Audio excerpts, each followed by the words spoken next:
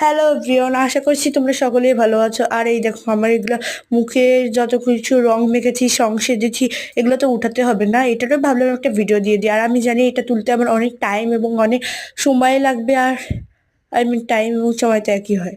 যাই হোক, অনেক কষ্ট হবে।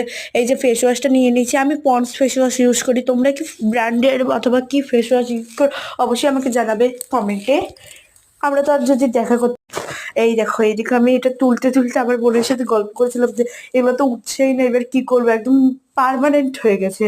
তারপর আমি আরো জোরে জোরে ঘষতেছি, এটা এভাবে উঠবে না জানতে পেরে আমি তাড়াতাড়ি করে এগুলো নখে দিয়ে তুললা শুরু করলাম, তা উঠছে না।